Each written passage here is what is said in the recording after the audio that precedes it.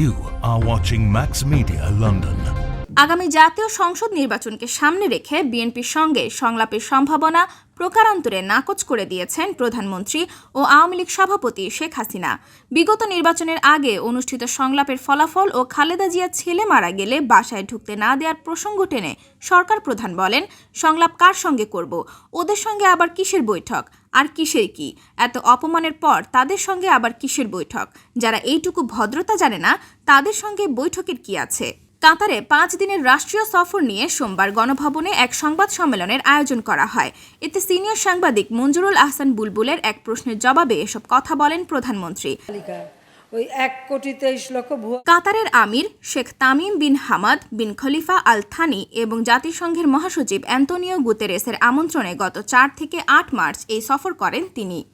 মাঠে এখনও বলা হচ্ছে আপনি সংলাপ করবেন। এমন প্রশ্নের জবাবে শেখ হাসিনা বলেন, সংলাপ কার সঙ্গে করব? আমি 18 সালের নির্বাচনের আগে সংলাপ করেছি। তার রেজাল্টটা কি? নির্বাচনকে প্রশ্নবিদ্ধ করা ছাড়া আর কিছুই করেনি। 300 সিটে 700 নমিনেশন দিয়ে টাকা খেয়ে নিজেরাই নিজেদের নির্বাচন থেকে সরিয়ে তারপর নির্বাচনকে প্রশ্নবিদ্ধ করেছে। আল্লাহ আমাকে ধৈর্য দিয়েছে, সহ্য শক্তি দিয়েছে। না হলে 15 আগস্ট আমার বাবা মায়ের হত্যাকারী গ্রেনেড হামলা করে আইভি রহমান সহ আমাকে হত্যার চেষ্টা, বোমা মেরে হত্যার চেষ্টা যারা করেছে, আমি তাদের সঙ্গেও বসেছি শুধু দেশের স্বার্থে। প্রধানমন্ত্রী বলেন, শুধু তাই না, খালেদা জিয়ার ছোট ছেলে মারা গেল, আমি গেলাম তাকে দেখতে, একজন সন্তানহারা মাকে সহানুভূতি জানাতে। আমাকে কিভাবে অপমানটা করলো? আমার গাড়ি ওই বাড়ির মধ্যে ঢুকতে দেবে না, বড় গেট বন্ধ।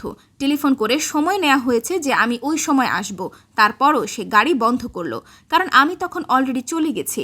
আমি বললাম ঠিক আছে, তাহলে ছোট গেট দিয়ে ঢুকবো। আমার গাড়ি যাওয়ার সঙ্গে সঙ্গে সেই ছোট গেট বন্ধ করে দিল। এত অপমানের পর তাদের সঙ্গে আবার কিসের বৈঠক? আমার পরিষ্কার কথা, যারা এতটুকু ভদ্রতা জানে না তাদের সঙ্গে বৈঠকের কি আছে? কেউ পারবেন আপনার বাবা মার হত্যাকারীর সঙ্গে বৈঠক করতে?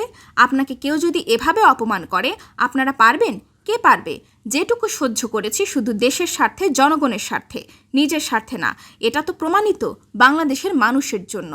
খালেদা জিয়ার প্রসঙ্গ টেনে আওয়ামী লীগ সভাপতি বলেন, তারপর আবার এদের সঙ্গে কিসের কথা বলবো? তারপরও তো অসুস্থ, বয়োবৃদ্ধ, তার বোন এসে, ভাই এসে, বোনের জামাই সবাই এসে যখন আমার কাছে আর রেহানার কাছে আকুতি করলো, তার সাজাটা স্থগিত করে বাসায় থাকার এবং চিকিৎসার সুযোগটা করে দিয়েছি। এতটুকু যে করেছি সেটাই যথেষ্ট। যারা বারবার আমাদের হত্যা করে, অপমান করে, সারা বাংলাদেশে কাকে না অপমান করেছে, তারপরও যে এইটুকু সহানুভূতি পাচ্ছে সেটা শুধু আমার কারণে। কারণ ওদের সঙ্গে আবার কিসের বৈঠক? আর কিসের কি ক্ষমতা আছে? সন্ত্রাস করা ছাড়া তাদের কোনো ক্ষমতা নেই। অপর এক প্রশ্নের জবাবে তিনি বলেন, আমাদের আন্দোলন, রাষ্ট্র পরিচালনায় যে যে কথা আমরা দিয়েছি আমরা তা রেখেছি। মাঝখানে করোনা ভাইরাস আর ইউক্রেন যুদ্ধ যদি না হতো, আমাদের প্রবৃদ্ধি 8 ভাগের উপরে ছিল, আমরা এগিয়ে যেতে পারতাম। আমাদের দারিদ্র্যের হার 20 ভাগে নামিয়ে এনেছিলাম। আজ করোনা আর যুদ্ধকালীন সময় যদি না থাকতো, আরো 2 থেকে 3% দারিদ্র্য কমিয়ে আনতে পারতাম। নানা কারণে হয়তো হয়নি, তবে এখানে থেমে থাকলে হবে না, হতাশাগ্রস্ত হলে হবে না। আমি কখনো হতাশায় ভুগি না, একটা আত্মবিশ্বাস নিয়ে চলি। আমার তো হারানোর কিছু নেই। আর কিছু মনে না রাখতে পারলেও দেশের উন্নয়নের জন্য কোথায় কি করতে হবে সেটা মনে রাখতে পারি। ওইটুকু স্মরণশক্তি আমার রয়েছে। শ্যাডো গভর্নমেন্ট কে করবে এমন প্রশ্ন রেখে প্রধানমন্ত্রী বলেন, যে দল বেশি লাফায় তাদের 2 নেতাই সাজাপ্রাপ্ত আসামি। সাজাপ্রাপ্ত আসামিরা না পারবে ইলেকশন করতে, না পারবে ক্ষমতায় আসতে। বিএনপি তো তার নিজের গঠনতন্ত্র নিজেরাই ভঙ্গ করেছে। তার গঠনতন্ত্রে আছে সাজাপ্রাপ্ত আসামি দলের নেতা হতে পারবে না। এখন সেই সাজাপ্রাপ্ত আসামিকেই দলের নেতা বানিয়ে রেখে দিয়েছে। এই দলের কাছে কি আশা করবেন? 2008 সালের নির্বাচনে 300 সিটের মধ্যে তারা পেল প্রথমে 29টি সিট। এরপরে বাই ইলেকশনে একটা, এই 30টা। 20 দলীয় জোট বিএনপির নেতৃত্বে 20 দলীয় জোট পেল 30টা সিট। 270টা পেলাম আমরা মহাজোট।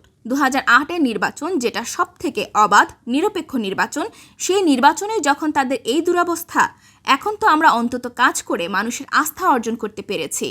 উলফা নেতা অনুপ চেটিয়ার সাক্ষাৎকারে বলা কথাগুলো রাজনৈতিক। বিএনপি নেতাদের এমন মন্তব্য প্রসঙ্গে এক প্রশ্নের জবাবে শেখ হাসিনা বলেন, যেটা হাতে নাতে ধরা পড়ল যে 10 ট্রাক ভর্তি অস্ত্র পাচার হচ্ছে, যে পুলিশ ধরলো সে পুলিশকে টর্চার করলো, চাকরি থেকে বের করে দিল, অত্যাচার করলো, এটা আবার শুধু রাজনৈতিক হয় কিভাবে? আর এই 10 ট্রাক অস্ত্র মামলায় কিন্তু তারেক জিয়া সাজাপ্রাপ্ত এবং খালেদা জিয়ার মন্ত্রীরাও। তারপরও যদি তারা এটাকে রাজনৈতিক বলে তাহলে এটা জনগণই বিচার করবে। এটা একটা ভাঁওতাবাজি, জনগণের সঙ্গে একেবারে মুনাফিকি। তিনি বলেন, এই অস্ত্র চোরাকারবারি ব্যবসাটাই তাদের ব্যবসা, সেটাকে তারা রাজনীতি হিসেবে দেখাতে চায়। আসলে ওদের জন্মই হয়েছে অস্ত্র হাতে নিয়ে অবৈধভাবে ক্ষমতা দখলকারী একজন, সে হলো সেনাবাহিনী প্রধান। আবার সেই অবস্থা থেকে নিজেকে রাষ্ট্রপতি ঘোষণা দিলেন অস্ত্র হাতে নিয়ে, নিজেকে রাষ্ট্রপতি ঘোষণা দিয়ে ক্ষমতায় বসেছে। আর সেই ক্ষমতার উচ্ছিষ্ট বিলি করে তৈরি করা হলো দল বিএনপি। এদের কাছ থেকে জনগণ এর চেয়ে বেশি কি আর আশা করবে? লুটপাট করা, দুর্নীতি করা। বিএনপি, খালেদা জিয়া, তার ছেলেদের দুর্নীতির কথা এটা আমাদের না, এটা আমেরিকায় FBI খুঁজে বের করেছে, সিঙ্গাপুরে ধরা পড়েছে। এমনকি তাদের পাচার করা 40 কোটি টাকা বাংলাদেশ উদ্ধার করে ফেরত এনেছে। এই কথাটা সবার মনে রাখা উচিত। সেটাও রাজনৈতিক বলবে? সরাসরি অস্ত্র চোরাকারবারি মামলায় সাজাপ্রাপ্ত আসামি, গ্রেনেড হামলা, ওটাও তো রাজনৈতিক। হ্যাঁ, রাজনৈতিকভাবে আমাকে হত্যা করতে চেয়েছে, সবই রাজনৈতিক বলে ধামাচাপা দেয়া। এরা রাজনীতির কি জানে?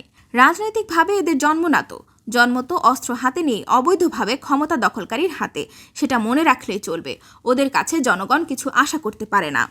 আন্তর্জাতিক সহায়তা কমে যাওয়ার প্রেক্ষাপটে রোহিঙ্গা বাংলাদেশের জন্য বোঝা হয়ে দাঁড়াবে কিনা এমন প্রশ্নের জবাবে শেখ হাসিনা বলেন, রোহিঙ্গাদের আমরা আশ্রয় দিয়েছি। রোহিঙ্গাদের জন্য যেসব বিদেশি সহায়তা ছিল রাশিয়া ইউক্রেন যুদ্ধ চলাকালীন সময়ে তা সীমিত হয়ে গেছে। এখন ইউক্রেনের রিফিউজিদের দিকে তাদের নজর বেশি। আমরা যেহেতু আশ্রয় দিয়েছি, কাজেই সেটা আমাদের দায়িত্ব, যার জন্য কিছুটা সমস্যায় আমাদের অবশ্যই পড়তে হবে। এই বিশাল জনগোষ্ঠীর থাকা খাওয়ার ব্যবস্থা করা। মনে রাখতে হবে, প্রথম যখন রোহিঙ্গা আসে কয়েক মাস কিন্তু আমরা নিজেদের টাকায় থাকা খাওয়ার ব্যবস্থা করেছি। এরপর অন্য দেশের সহায়তা এলে কিছুটা সুবিধা হয়। আমরা ভাষাঞ্চলে তাদের থাকার ব্যবস্থা করেছি। এরা ভাষাঞ্চলে যদি যায় অন্তত তারা জীবন জীবিকার সুযোগও পাবে, ভালো একটা পরিবেশে থাকতে পারবে। প্রধানমন্ত্রী বলেন, রোহিঙ্গা আমাদের ওপর একটা বোঝা, এটা ঠিক, কিন্তু আমাদের এটাও মনে রাখতে হবে 1971 সালে আমাদের 1 কোটি শরণার্থী আশ্রয় দিয়েছিল ভারত। সেই সময়ের কথা মনে করে মানবিক কারণেই তাদের আশ্রয় দিয়েছি। মানুষের বিপদে পাশে তো থাকতেই হবে। রোহিঙ্গাদের ফেরত পাঠানোর প্রশ্নে তিনি বলেন, মিয়ানমারের সঙ্গে আমরা ঝগড়া করতে পারি না। তাদের সঙ্গে আমরা আলোচনা করে যাচ্ছি তাদের নাগরিক দেশে ফিরিয়ে নেওয়ার জন্য। জাতিসংঘের সংস্থাগুলোকেও বলেছি তাদেরও চেষ্টা চালানো উচিত।